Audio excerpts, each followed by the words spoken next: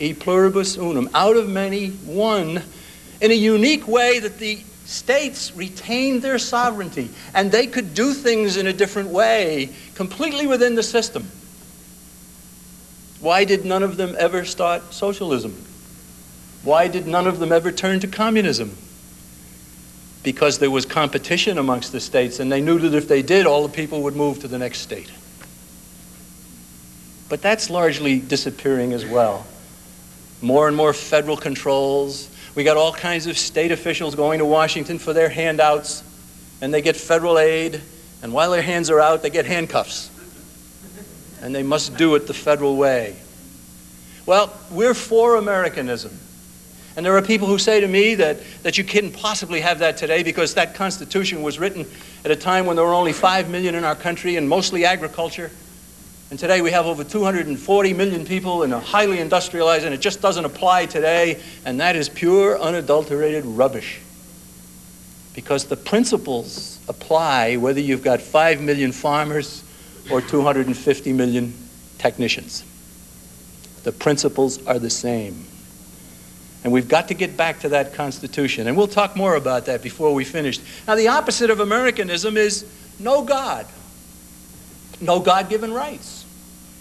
Instead, government-given rights that government can give and government can take away.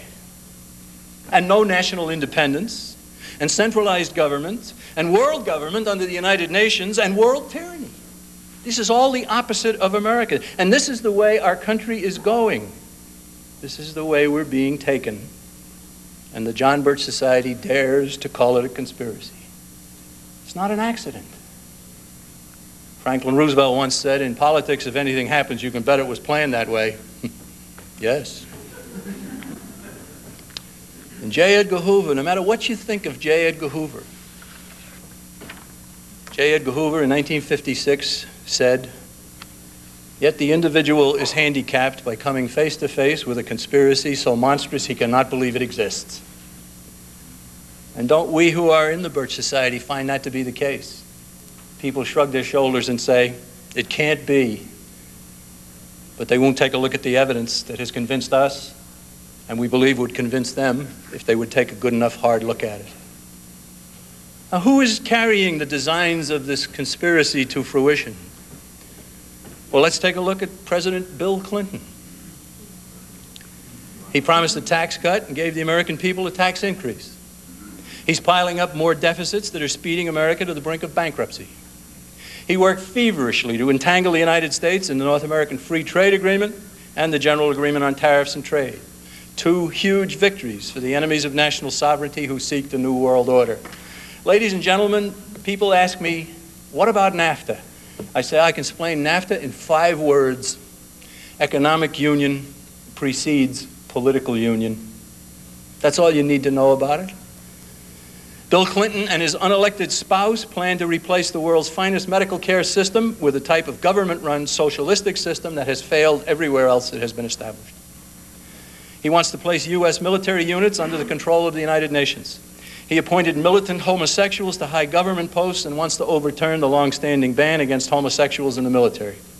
He's given the nation a surgeon general who advocates drumming sex education into the minds of children in kindergarten, distributing condoms to junior high schoolers, making government-subsidized abortions everyone's right, and legalizing drugs.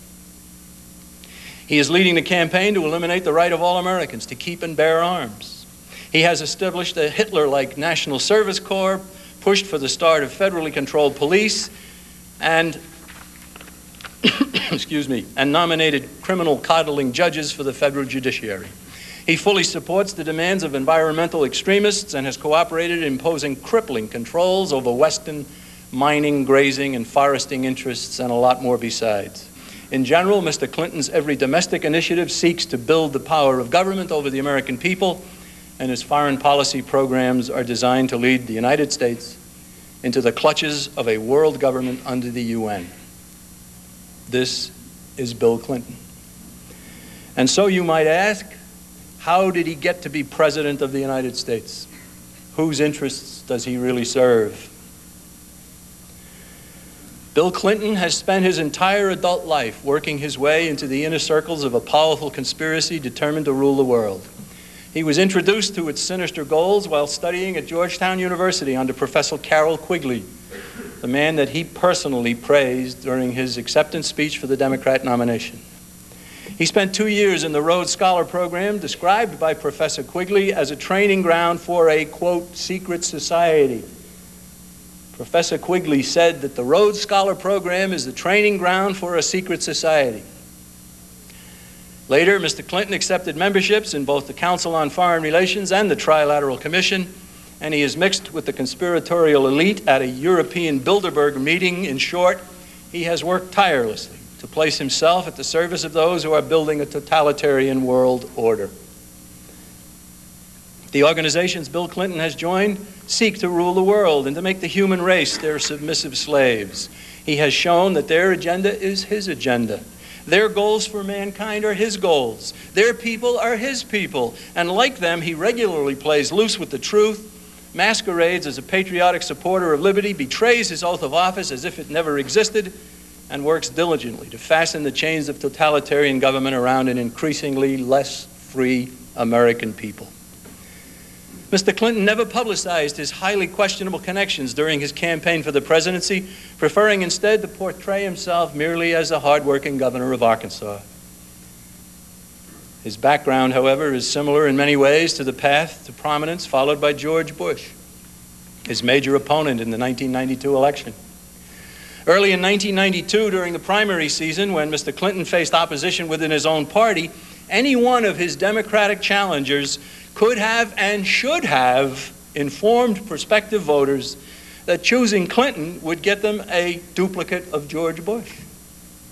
After all, Mr. Bush was an early trilateral member, had been a member of the board of directors of the CFR, had attended Bilderberger meetings. Clinton and Bush have ties and loyalties to the same internationalist organizations. But Clinton's Democratic opponents, Paul Tsongas, Tom Harkin, Bob Kerrey, Jerry Brown, Jesse Jackson, declined to address the Bush-Clinton similarity during the supposedly heated 1992 primary contests. Voters needed and deserved to have this kind of information about men who seek the presidency, but many of the voters never got it. Why? The answer can only be that those Democratic candidates and the media fear the power of these groups and hope that someday they too might be welcomed into the inner circles that Bill Clinton and George Bush have already entered. As long ago as 1913, President Woodrow Wilson wrote of a hidden power existing in his day. No less powerful today, it can be found in the groups that Bill Clinton and George Bush and many others have joined.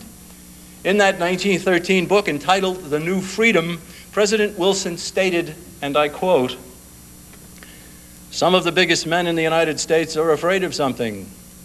They know that there is a power somewhere so organized, so subtle, so watchful, so interlocked, so complete, so pervasive, that they had better not speak above their breath when they speak in condemnation of it."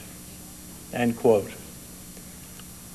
Democratic aspirants for high office aren't alone in fearing and bowing before this power.